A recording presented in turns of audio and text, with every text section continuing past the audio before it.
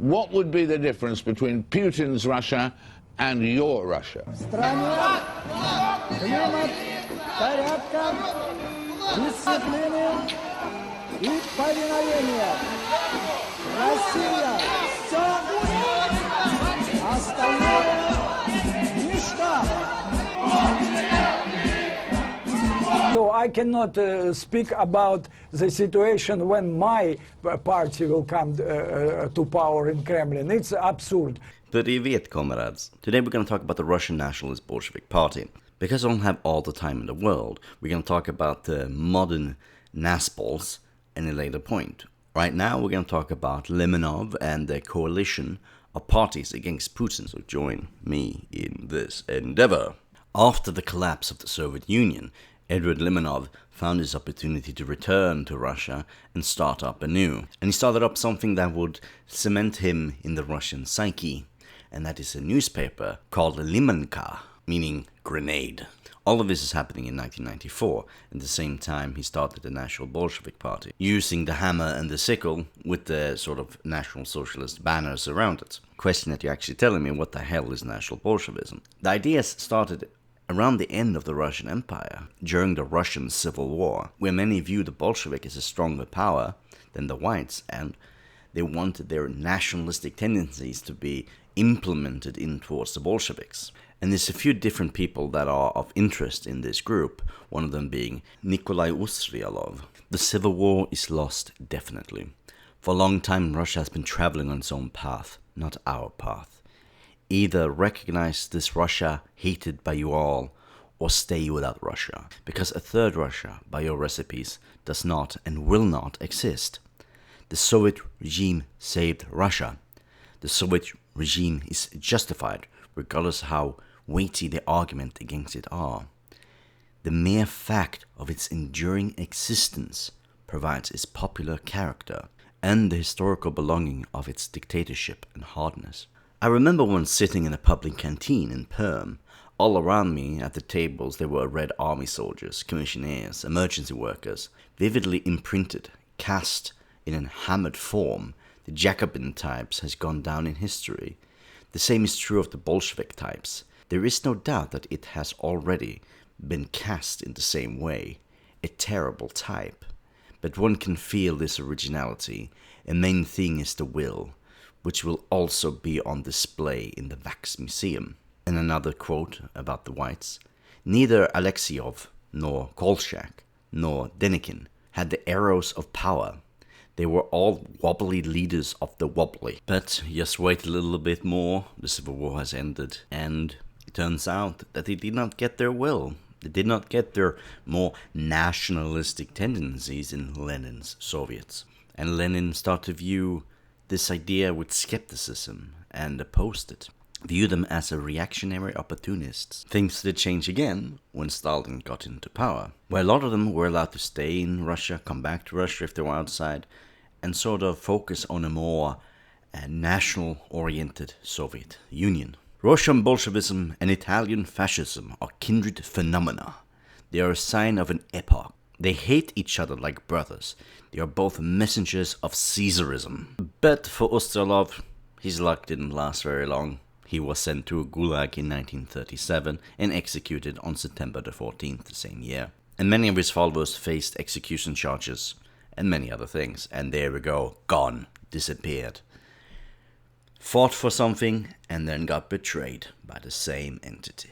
Okay, let's go back to Edward Lemonov now and his little newspaper.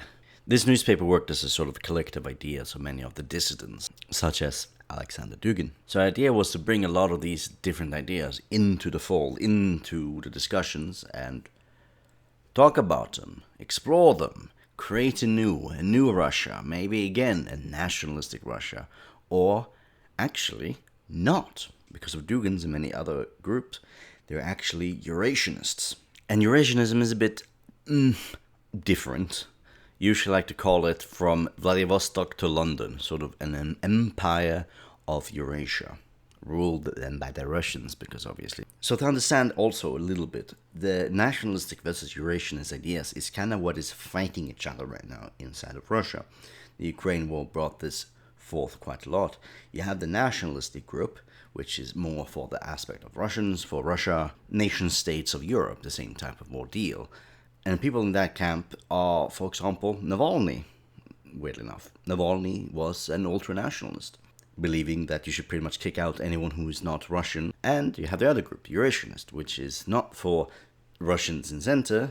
Well, in sort, Russia should lead, Russians should be the leading power, but every other ethnic group should also be part of this empire of sorts. Now, again, I know there will be disagreement within the current parties on exactly that because of racial theories, but at least in ideological points, it is a rulership of Russians controlling every other group.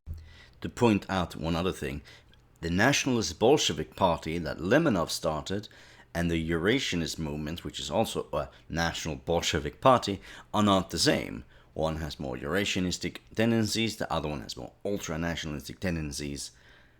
So understand that there is a distinction between the two. But I must point out once again, if we take it in the Ukrainian war, and who sides with who, Russian and Putin's side is the Eurasianist side, and the Russians who are fighting for Ukraine are the ultra-nationalist.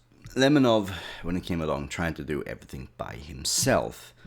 Sort of focus on the National Bolshevik Party, spread it out, do activism, do protests, throw some stuff around, and, well, it doesn't really work that well, does it? No, he ends up in jail. I mean, shockers, am I right? But he got released, and then he started something very different. I think we're going to talk about it now. I think there's no point really doing another video about it. But if you might think, what I've been telling you for the last, 5 minutes now? Yeah, about 5-6 minutes is cookie crazy stuff. You have never played chess, good sir. You do not know the London Opening, good sir. Because only a big brain that knows the Queen's Gambit knows that what I've been telling you makes sense. So who am I talking about? I'm talking about Garry Kasparov. Gary, I should define it as this.